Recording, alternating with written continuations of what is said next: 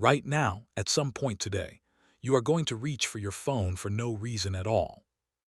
Not because it rang, not because you need it, just because the moment went quiet and quiet has started to feel unbearable. You will tell yourself you are checking something important. You are not.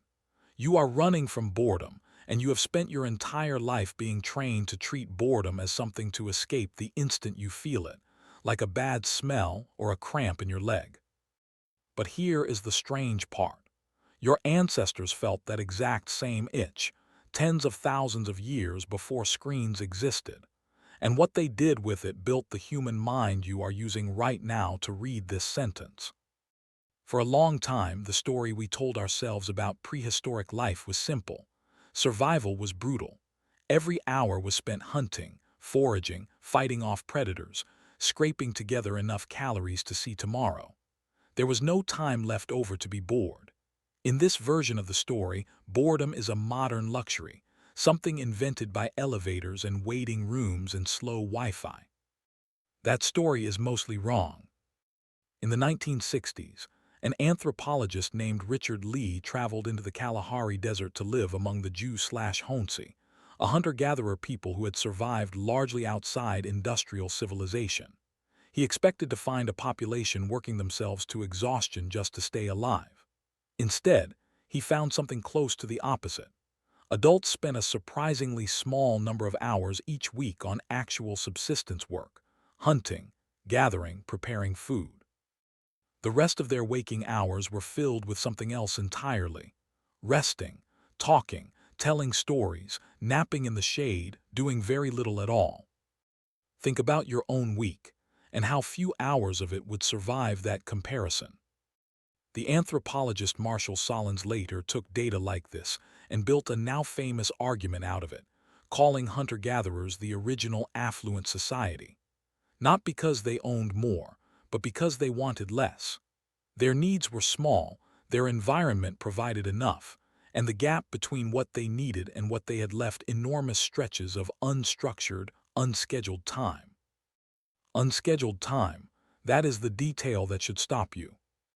Because if hunter-gatherers were not spending most of their day in desperate survival, then they were spending a significant chunk of it the same way you spend a slow Tuesday afternoon.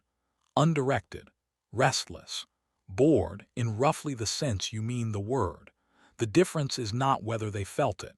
The difference is what they did with it. They had no phones to fill the gap, no feed to scroll, no notification to chase. What they had was each other, their own minds, and an enormous amount of empty time to fill with something. So what did they actually fill it with? Mostly they talked.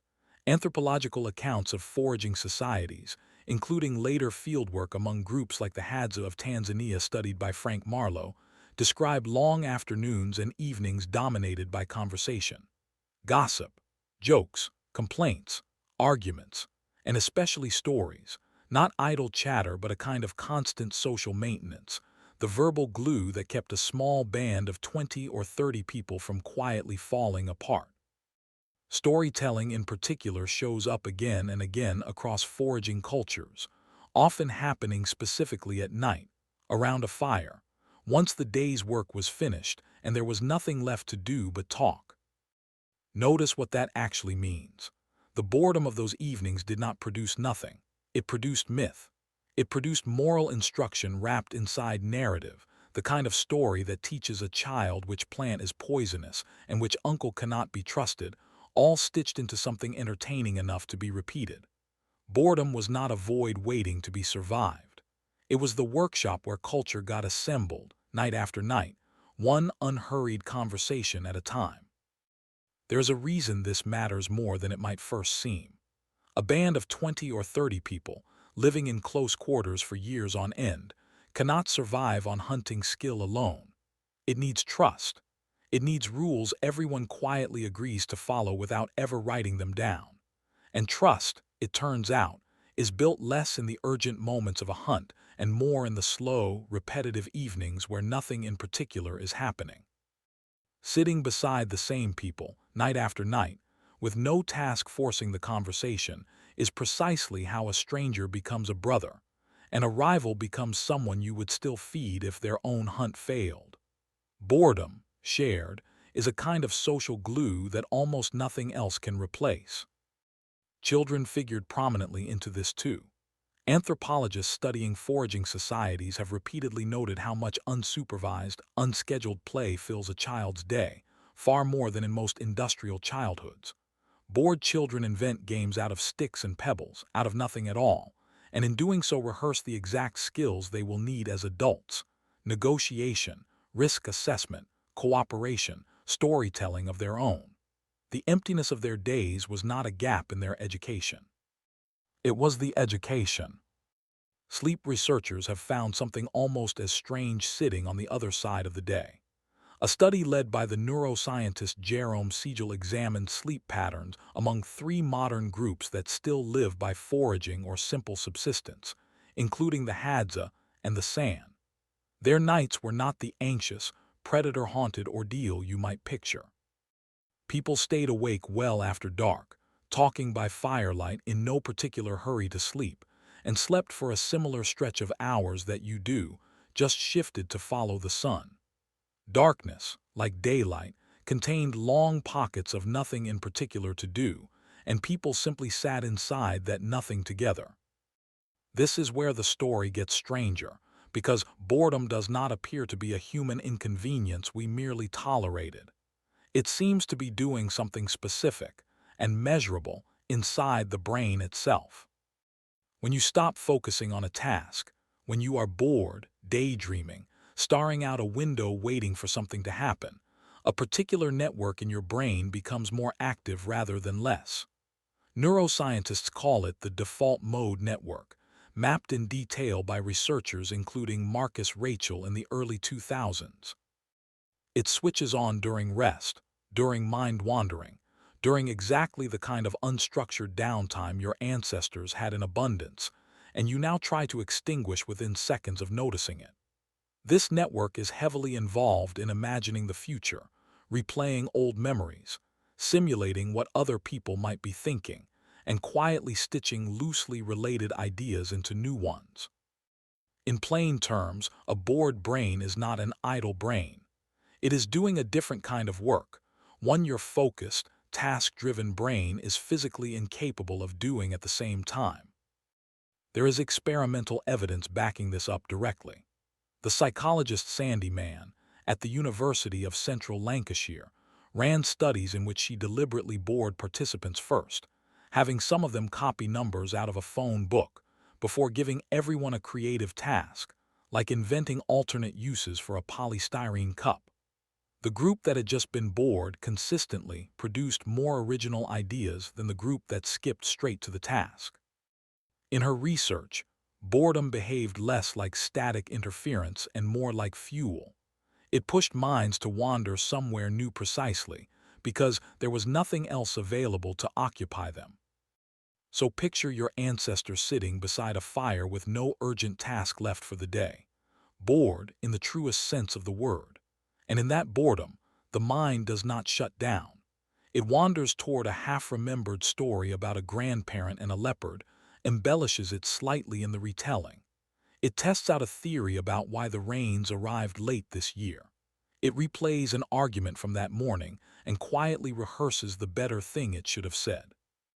Multiply that wandering across thousands of bored evenings and countless generations, and you start to see the rough beginnings of language refinement, religion, art, and the long patience required to sit and listen to someone else's entire story without interrupting them. Here is the twist almost nobody considers. Boredom may be one of the oldest engines of human creativity that exists, not a glitch in the system that needed to be patched out. Which makes the way you treat boredom today a little unsettling to sit with. You almost never experience it anymore. Not really. The instant that old, restless feeling rises in your chest, in a waiting room, on a train, in the 3 seconds before a page loads, you reach for a device built specifically to end that feeling before it has a chance to become anything. Every notification, every short video, every infinite scroll exists to make sure that itch never gets the room it needs to grow into a thought. Researchers studying attention and digital behavior have repeatedly found that people will choose almost any source of stimulation, including mildly unpleasant stimulation, over sitting with absolutely nothing to do. You are not weak for doing this. You are responding exactly the way a brain shaped by hundreds of thousands of years to seek stimulation would respond when suddenly handed an infinite supply of it. But there is a cost hiding underneath that convenience, and it happens to be the exact resource your ancestors had in surplus and you now have almost none of: unstructured mental time.